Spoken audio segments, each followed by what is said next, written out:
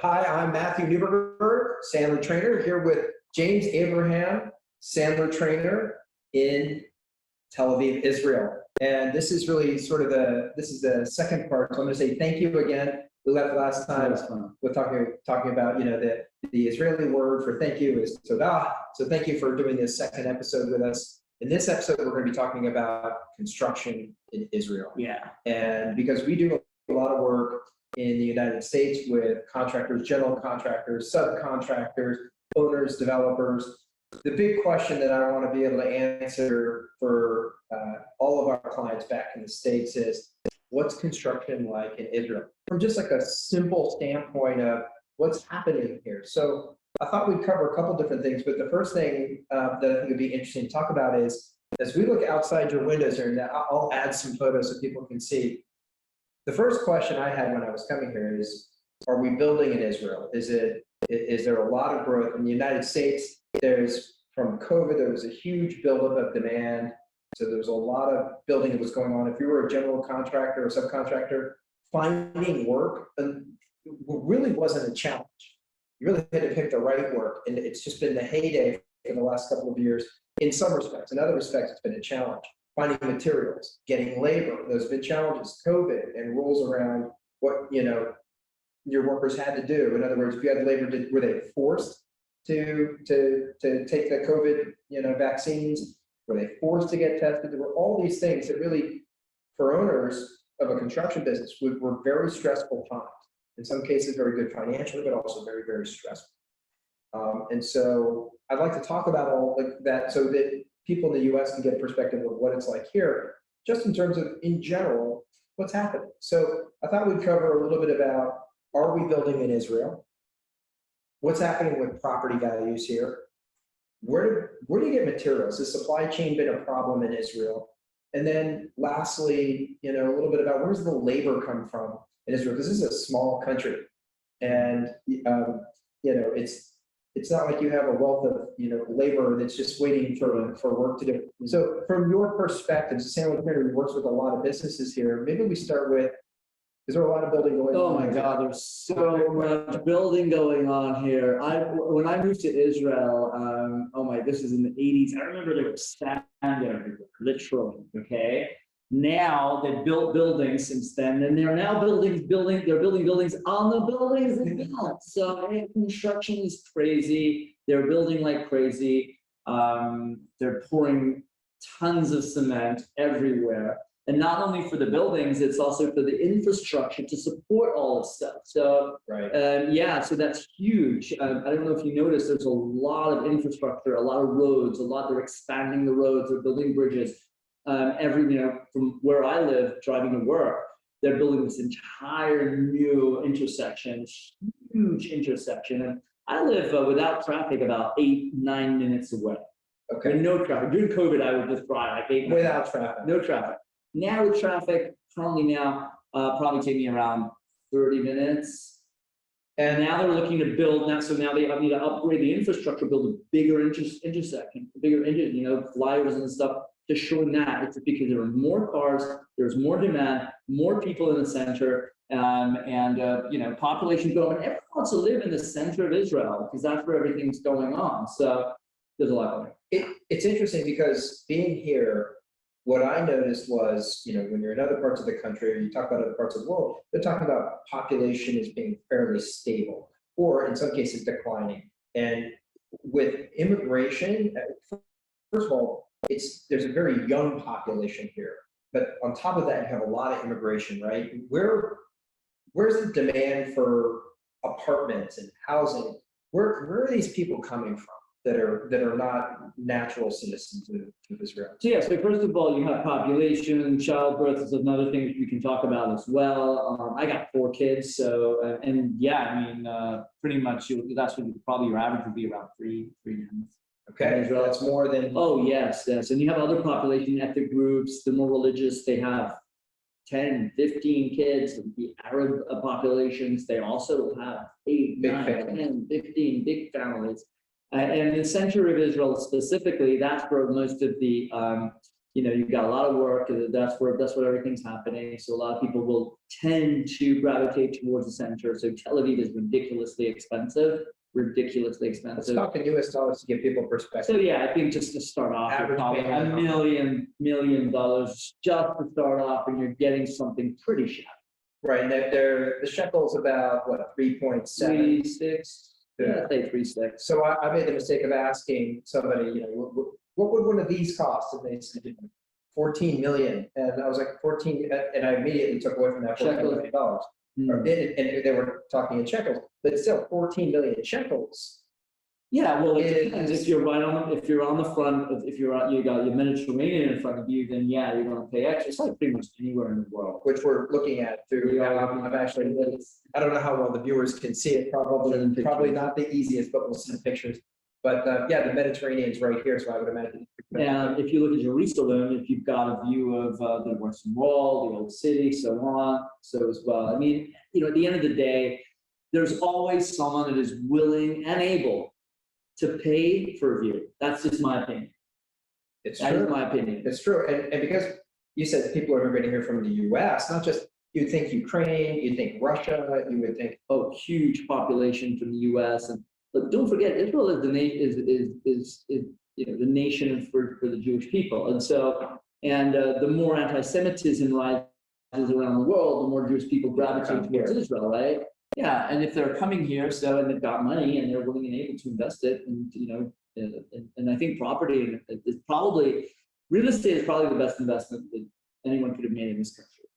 yeah, that makes sense, especially with the rising costs and the number of people that are coming here. Correct. We were in Ashkelon, and we noticed that Ashkelon takes in a lot of people who are in communities where they are not really welcome in their communities anymore.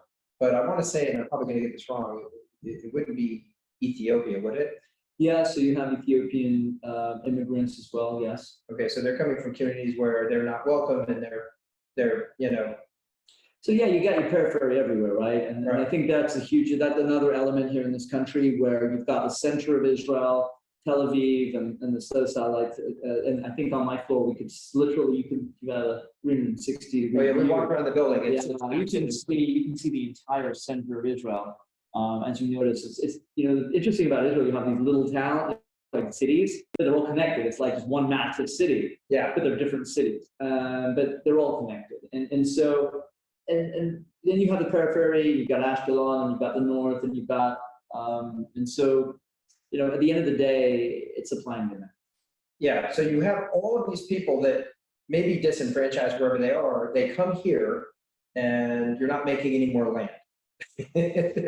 There's only so much, and if you travel around Israel, what you'll notice is there isn't a lot of free land. It's either being used for agriculture, or you have these cities and they are building straight up. So let's talk about that a little bit, just in terms of the market and commercial construction.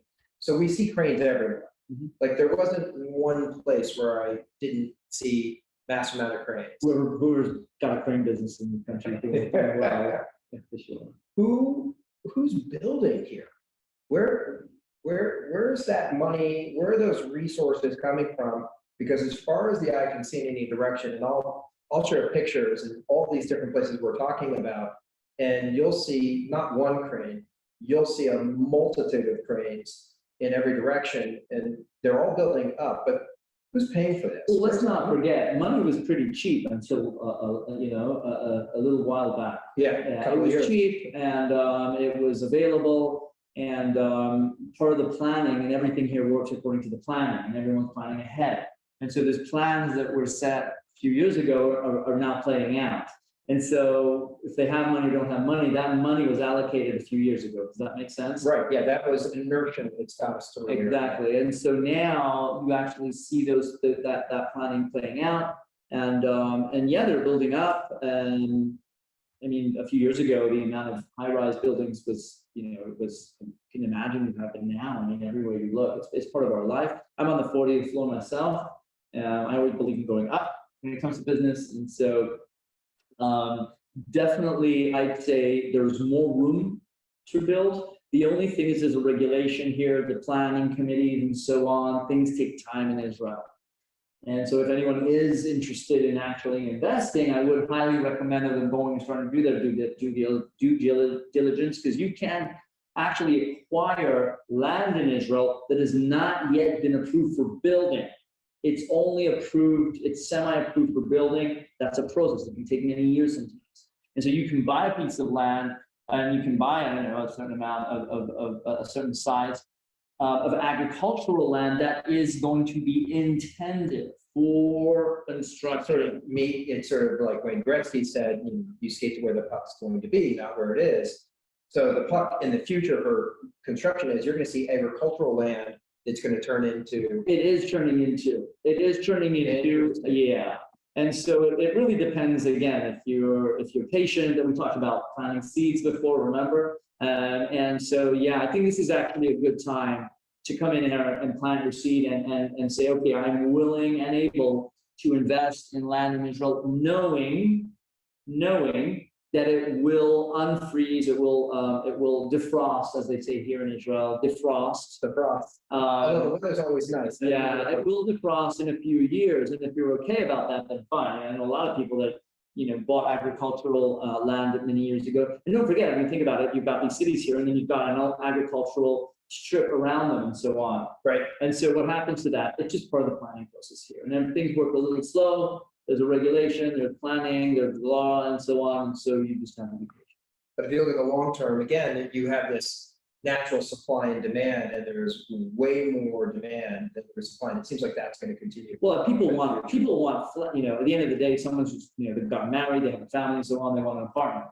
They ain't gonna wait 10 years, 7 years, 5 years for a piece of land to defrost, as they call it here. Right. And they want an apartment now. Right. And so, but if you want to develop and you have a 10, 20-year plan, this could be Exactly. a very 100%. lucrative compared to what you 100%. Yeah. So, and what's interesting too is that I think there's demand coming from business, because as we were driving along and I work on the 40th floor here, and we're looking at traffic that is, at 2 p.m., 1 p.m. is pretty heavy. So you see a lot of that. There's going to be a lot of need to develop infrastructure, as you talked about, but you also see a lot of companies coming in. So as I was driving down the highway, I saw Microsoft, I saw all the big tech names and big buildings with their names plastered on the side. And so it's interesting, but a lot of US businesses are here and seem to be growing.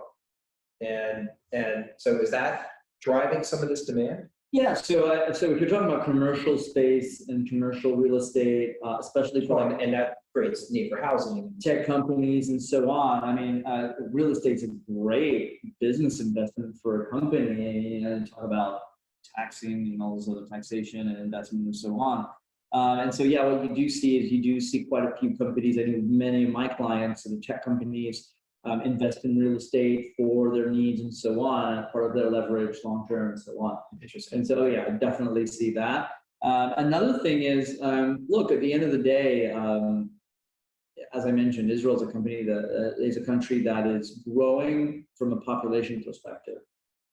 I mean, we're not there, I mean, it's just growing. And then bigger families, immigration, need and so on.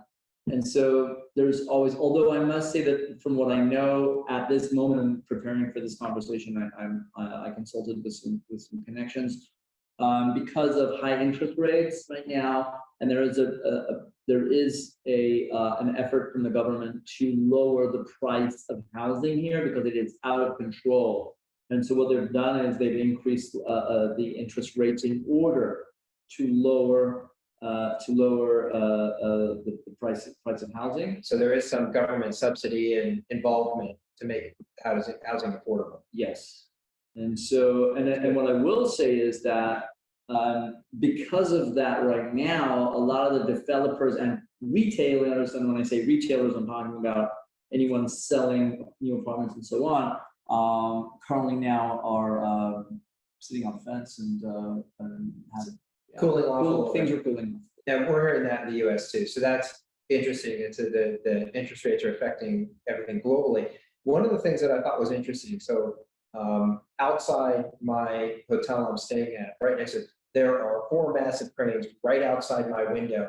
And we talked about this as we were talking on the phone the other day, and I said, I've seen this, the cranes have these electronic billboards on the back of them, so they're up really high and they take advantage of advertising. I said, but James, all of the writing looks like it's in Chinese, that on the cranes themselves, but the advertisements are in Hebrew. But I was like, what is that? Because I don't see a lot of cranes that have massive Chinese writing or Chinese names. So if you walk around the streets of Tel Aviv, and they're building a metro here now, past few years, and there's a lot of construction going on. You'll notice a lot of Chinese workers out here. So from a labor perspective, one is they're bringing in Chinese contractors to build large projects. Okay. All right. So that's And from out of correct. And they're also bringing in the Chinese laborers to do the work. Interesting. Yeah, and I think outside your hotel, they're building the Mandarin Hotel. The Mandarin Hotel, that's right. Which could make sense on, but I mean, you've got some major projects right in the center of Tel Aviv, close to the, central military bases, and this is all run by Chinese contractors. Yeah, so. Interesting. There was another Chinese contractor that did a deal for a tunnel from, I guess it's from Tel Aviv, not starting in Tel Aviv, but as you drive from Tel Aviv into Jerusalem, there's a tunnel you go through, and the tunnel is brand new, like not even a year old. Mhm. And apparently, as I understand it, it could, take it with a grain of salt. I understand there was a Chinese company that built that, and what they did to pay for it was they're collecting the tolls on the tunnel for a fixed number of years, maybe 10 years or something like that, to pay for the cost of the tunnel. So they get the rights to all of the tolls. And then, of course, I'm sure there'll be another side to that, which is maintenance and things like that. But there are also those types of projects. But what I'm finding fascinating is it's not all of the work and labor isn't coming from inside the country. It's coming from outside the country. And we also see Palestinians who come in, Correct. who live outside of Israel, who come in. And they're involved in construction. And if you go into most town cities in the center of Israel, primarily, you'll notice that what's happening is that they are refurbishing older buildings now. They're either demolishing them and building a new one, or they're refurbishing and reinforcing the buildings. This is due to fear of an earthquake, and so some of these buildings are not safe anymore. And so the developers come in, there's a committee on this whole thing, it's all regulated, of course. And what happens is they get the opportunity to reinforce the building or rebuild the building. The tenants will then get a bigger apartment, more luxurious apartment. And then that developer will then be able to claim a certain amount of the extra build that they've built. And that's huge here, not right now. It's happening where I live. There must be, oh my God, just down the road, there must be 5, 6, 7 right out, one after the other. They're just pulling them down and building them up. Yeah, and that's interesting because you really, again, we've said it a couple times already, but there's no more land. In Tel Aviv, you have more demand for housing than ever. So you have these old buildings. They're the oldest building in Israel, I think, is 3,000 years old. That's old. But you have buildings here, and you have to remember, for folks that have never been to Israel, there are buildings that have been here, that would be considered modern that were built in the early 1900s, right? And so you got those sitting right next to a shiny new, 40-story, commercial building, and you need houses. So you were talking to me about this earlier, but what's happening is the people that own those homes, essentially, that they need to build up higher for more houses. So they're working with the government. The government is saying essentially to the developer, you're going to give these residents that own this building or that live in this building, you're going to give them a new residence, but you can have you can sell everything above that. Is that how, as you're explaining, is that how it works? Yeah. So, I think broadly saying yes. If you're talking about really old buildings that preservation and being restored and stuff like that, there's rules. I know there's one in downtown Tel Aviv. What they needed to do was they had to keep the original front. Okay. And they would demolish everything. Except for the very except for the original front of that building. which was, and then they built a skyscraper. So you've got the skyscraper, and then on the bottom, you actually have the original, I don't know, 100, 200-year-old, yeah. So Interesting. So you'll notice when you come to Israel, like why that might be important is everything here, like when from a distance, everything looks white. All the White City, it's called the White City. yeah. And we'll get into, there's like 7 rules we were talking about earlier. We'll get into that in another podcast in terms of when you're restoring the detail, what you have to go through to even restore. What is restored? I mean, what should be restored? How do you determine should it be restored or not be restored? And once you determine that it is needs to be restored, what are the guidelines? What are the rules? Right. And then you have different levels of that. So you have archaeological sites right now that we're aware of that, we're not going to restore those, but we may want to expose them so people can see them. Those can become something that we can appreciate. That's more what I would call, historical preservation or things like that. Like when we went to Caesarea and saw, I guess where they had the competitions, the events, the castle, all these really cool things, but they're ruins. And so there's certain set of rules. We're talking about homes that are just going to be restored or buildings that are going to be restored. Important buildings, and what's important to you. And so there's a sort of set of rules exactly that's really interesting. But one of the things you notice when you refer to Israel as the White City is we were talking about Tel Aviv is the White City. Is the White City. One of the things I've seen is this one stone, I guess it's called Jerusalem stone, which is everywhere. It's limestone.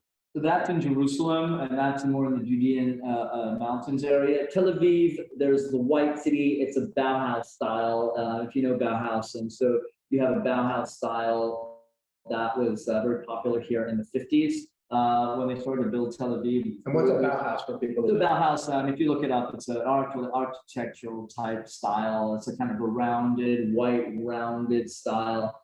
And that's Tel Aviv, very popular. So if you walk around Tel Aviv, if you like Bauhaus, you're gonna love Tel Aviv. It's very, very Bauhaus. And restoring Bauhaus can be challenging as well, right? Jerusalem, yes, as you mentioned, you've got the Jerusalem stone, and I think by law you have to build with the Jerusalem stone. So if you go in Jerusalem, everything's got. And I'm talking the streets, the buildings, everything. It's wild. I mean, you have to go. They've done a great job in Jerusalem. They built infrastructure, roads. I did my MBA there, so I lived there for a couple of years, many years ago. I think it was 2000. So and they were building like crazy, and Jerusalem was awesome. I mean, they've done a great job. Oh, it's I just walking around that city. One of the things we've talked about is just how you hear all these things in the U.S. about what's going on is when you think is it safe to come here, and of course you walk around the streets there at night. It's just absolutely beautiful. You see the stone everywhere you go. It's clean. It's safe. It's really neat. But the architecture and the look of everything around is really something special. The thing that I found was interesting in Jerusalem was they have some challenges with the Palestinians that live outside the wall, yet they have a very efficient process for bringing Palestinians in for work, for construction. Mm-hmm. So is there any other place that we're bringing labor in at scale, other than maybe Palestinians or Chinese who are coming over to build with their projects? Are there any other major sources here of labor for construction? Not that I'm aware of on a scale. And I will say that labor is an issue. Labor is an issue. So in the US, it is too. It is an issue. Yeah, 100%. I think it's an issue in pretty much any industry these days, but it's interesting that in construction it is an issue. So it is, and I think a lot of people are questioning, okay, well, where is the next generation of labor going to come? So there's probably some interesting technologies that we could talk about another time about how are we solving that, right? How is drone technology? How is automation? You see these, you can go online on YouTube and you can see these bricklaying machines that are crawling up the side of a building and literally stacking the stone and doing all that. But I would imagine there's going to be technology that's going to take care of some of that, but it sounds like Israel's going to need it just as much as the US. Yeah, I mean, I know I once spoke to a contractor and we talked a little bit about buildings and so on, and he says that slowly they're being accustomed to just pouring more and more concrete. faster in order to get the results. And Israel takes, I think, on average, Israel is, if you're going to build a high rise, it's probably going to be at least double the time of what you probably do in the US. So it's interesting, on that note, we were looking just right outside this window and you were showing me a foundation. And you said that was empty ground. And from I empty ground to remember foundation, moving into this space 3 years ago, and they just started to dig, and now there's just they've got the outside of it, right? I mean, it's gonna probably be. So, yeah, it takes a while here. Hotels take a long time to build. Things they're very nice, so maybe we're. They're okay. They're okay, but it does take time here. Regulation, supply chain demand, labor issues, things move a little slower here. So talk about, let's at the last point, let's talk a little bit about where does Israel get its materials from? Is the country creating a lot of its own material here, or the factories here, or are we getting materials outside the country, and if so, where? So yeah, I think Israel is very similar to most countries where you have local production and you have your import. As you know, you could probably buy something that is imported of a way higher quality as opposed to something that is produced in Israel. Might be lower quality, faster to go to market, and so on. And so it really depends on the materials, but I'll say that ultimately there is a local market for raw materials, and I'd say foundational materials, if you may, and then the import as well. So, I mean, you can get anything you want. And I mean, that's, my wife says, let's go shopping when we go away. Let's go shopping. I'm like, honey, why don't we go shopping? Everything they sell in the shop, we got it. Right, right. And yeah, supply chain demand is an issue. But also don't forget that Israel is positioned with the Red Sea. So we have a port on the Red Sea, and we have a couple of ports that are actually, one of them is now, I think, owned by Chinese, which is interesting. Interesting. Yeah, I think another one's owned by Indians. So there's a lot of, Israel is a shipping hub. And if you know a little bit about shipping, there's a company called Zim, very famous shipping company, very big shipping company, Israeli company. So I think from a logistical perspective, Israel has got a good position when it comes to logistics, but I think we struggle with supply chain demand. So are we seeing supply chain delays here? Like in the US, supply chain caused a lot by COVID, and then a backlog of building caused a lot of things to take longer to get. Like I know just, on a personal level, my refrigerator broke. To get another refrigerator that would fit in the space I ordered, it'll be about a year. Yeah, and listen, don't forget, the US, you're probably building way more than we're building out here. Way more. You've got a population of what, 370? Something like that. Yeah. Yeah, Israel population's starting to touch the 8.5, 9. Right. So not even as big as New York City, or New York, which is what, 20? I can't remember, Yeah. but. So if you think about it, there's a huge difference there. So we are getting our fair share. Maybe that's a good thing. I don't know. Yeah. But yeah, I mean, at the end of the day, we're going to need to start to also source our own resources locally. Got it. So we're importing, but we're importing from everywhere. So I would imagine a lot from Europe, maybe from Turkey. Turkey. Oh yeah. So a lot of Turkey, and that's been going for some time. So we'll see Europe, we'll see Turkey, anywhere else that we'll see? Probably Asia, and yeah, I guess from the States as well. I mean, so we're exporting to you. Oh yeah, you're definitely exporting to us. Got it. It's just a matter of where are the resources. So yeah. Yeah, I mean, look, at the end of the day, if anyone's looking to export to Israel, they don't have to figure out if anyone's doing it before them. If anyone's doing it before them, can they outbeat what they're currently doing? Can they do it better? Can they do it faster? Can they do it cheaper? And just do your math and figure out if it's worth your time. I mean, it's business. Right. I know it's business. Or you can have a strategy of saying, you plan to see us, saying, whatever happens, we're going to be working in Israel. Put it on your vision board. Yeah. Put it on your vision board. I like that. And I think I think there's people that are probably wondering, is this, if I'm investing in real estate, some people might, have the mentality of, I'm going to invest locally. Others might say, if I'm a developer, I'm going to invest, wherever the market is hot. And it sounds like here, the prospects and just the underlying prospects for Israel are pretty strong. Yeah. But there's a lot of the same problems we're gonna have in the US. So as I kind of heard in summary, interest rates, whatever happens in the US is probably happening here. Yep. Right? Materials, sourcing materials, you're gonna have to source from other places, whereas in the US, we might be able to pull materials a little bit more locally. Labor here, you're gonna be working with folks that are likely from outside the country. Right? Correct. And if you're dealing with any sort of historical property, just like you would in the US, there's gonna be some pretty tight rules around doing that. But the underlying fundamentals of supply and demand, meaning population growth here, immigration, Israel's probably gonna be a place that's gonna see some building. And I'm going to say one more thing. I know a lot of people that have invested in Israel. I ask them why. Why do you want to invest in property here and real estate? And they're like, oh, it's Israel. It's the whole. Why wouldn't I want to? That's another interesting, I never You thought of know, that. more conceptual. I'd say more from a belief issue. It's not only always about money. It's not always only about business. Some people want to have fun. It's like I know investors that are investing in Israeli tech companies. I'll just ask, why would you choose? Like, are you kidding? Miss out on all the fun. I don't want to miss out on the fun. I want to have some fun too. I would say that just as a country, the level of industry that is here, the level of innovation that's here, we've talked about, Nobel Prize winners coming out of Israel.